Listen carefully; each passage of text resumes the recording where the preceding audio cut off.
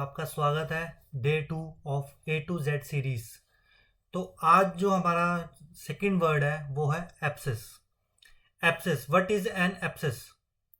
एप्सिस basically क्या होती है कि एक एनक्लोज कलेक्शन होता है लिक्विफाइड टिश्यू का। एक लिक्विफाइड टिश्यू का एनक्लोज कलेक्शन है जिसको हम पस भी कह सकते हैं। समवेयर इन द बॉडी, किसी भी बॉडी पार्ट में हो सकती है, आपकी स्किन में, आपके इंटरनल ऑर्गन्स में, या फिर किसी भी बॉडी पार्ट में। ये बेसिकली क्या है कि it is the result of bodies defensive reaction. Defensive reaction against what? Basically क्या हुआ कि आपके कहीं पर भी स्किन पे हो गई, या फिर कहीं पर भी कोई बैक्टीरियल ग्रोथ हो गई, इन्फेक्शन हो गया, तो इन्फेक्शन क्या करेगा, वहाँ पर इरिटेशन स्टार्ट कर देगा। वहाँ पर कोई बैक्टीरिया है वो इरिटेट कर रहा है, तो क्या होगा, हमारा इम्यून रिस्पॉन्स एक्टिवेट हो जाएगा। हमारे जो वाइट ब्लड सेल्स हैं, वाइट ब्लड सेल्स वहाँ पर जाएंगे और उस बैक्टीरिया को मारने की कोशिश करेंगे। मारेंगे कैसे?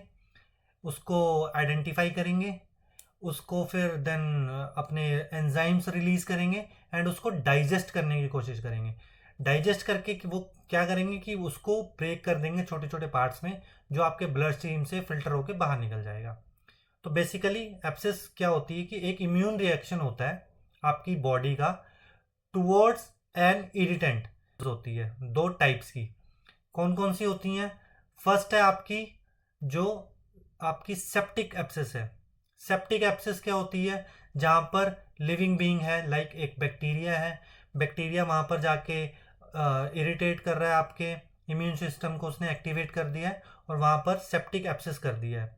एप्सिस क्या हुई, वहाँ पर ब्लड फ्लो बढ़ गया उस जगह का, बहुत सारे आपके WBCs आ गए वहाँ पर। WBCs ने उसको आइडेंटिफाई करा देन उसको किल करने के लिए एंजाइम्स रिलीज करे, तो वहाँ पर एप्सिस फॉर्म हो गई। बेसिकली क्या होगा, वहाँ की हीट बढ़ जाएगी उस एरिया की, देन वहाँ पर इम्यून रिस्पॉन्स हो रहा है तो स्वेलिंग हो जाएगी, फ्लूइड बहुत ज़्यादा हो जाएगा वहाँ पर एक्यूमुलेट। तो बेसिकली ये होगी आपकी septic asepsis. Then comes to sterile, जो आपकी सेप्सिस है। स्टेराइल में क्या होगा कि कोई इन्फेक्शन नहीं हुआ है, वहाँ पर कोई इन्फेक्शन नहीं है। इन्फ्लेमेशन होगी बट इन्फेक्शन नहीं होगी। इट मीन्स ड्यू टू एक नॉन लिविंग बीइंग हो रही है, लिविंग बीइंग नहीं हो रही। फॉर एग्जाम्पल, आपने कैनुला में आपने कोई ड्रग लाइक पेनिसिलिन इंजेक्ट करी जो कि बहुत इरिटेंट है, और वो किसी वजह से आपकी वेन में ना जाके आपके हाथ में रह गई, आपके स्किन के कांटेक्ट में आ जाएगी, तो वो वहाँ पे इरिटेशन कॉज करेगी। तो वहाँ पर जब इरिटेशन होगी तो क्या होगा, सेम इन्फ्लामेशन होगी, आपका इम्यून रिस्पॉन्स आएगा, इन्फ्लामेशन हो जाएगी। इन्फ्लामेशन होने पे क्या होगा, वहाँ पे इरिटेशन होगी, हीट प्रोड्यूस होगी, ये आपकी स्ट्राइल वाली। बट यहाँ पर इन्फेक्शन नहीं है तो ये बिल्कुल स्ट्राइल होगी। ठीक है, any part of the body हो सकती है। तो बेसिकली ये था हमारा एप्सिस। इसके दो टाइप्स होते हैं एप्सिस के। ठीक है, आगे इसके जो एग्जांपल्स होते हैं, लाइक आपके कार्बंकल्स हैं, आपके एक्ने वगैरह होते हैं, आपके लीवर में एप्सिस हो सकती है। लीवर जब डैमेज हो जाता है, लीवर एप्सिस हो जाती है, लंग्स में एप्सिस हो जाती है। तो डिफरेंट डिफरेंट टाइप्स की एप्सिस होती है डिफरेंट डिफरेंट जगहों पर। दो टाइप्स की होती है, वन इज आपकी sterile asepsis and other one is septic asepsis. Then तो यहां से हमें पता लग गया कि एप्सिस क्या होती है। अब जो एप्सिस का जो पार्ट है वो हम खत्म करते हैं और आते हैं आपके क्वेश्चन ऑफ द डे। तो आज का आपका क्वेश्चन क्या है?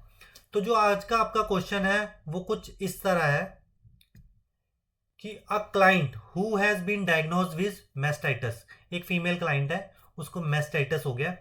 आस्क्ड आ नर्स, उसने अपनी नर्स से पूछा if she should stop breast feeding, क्या वो ब्रेस्ट फीडिंग को स्टॉप कर दे, वहां पे रोक दे, since she has developed a breast infection, क्योंकि उसको मेस्टाइटिस है, मतलब ब्रेस्ट में इन्फेक्शन हुआ है, तो क्या वो अपनी ब्रेस्ट फीडिंग को रोक दे।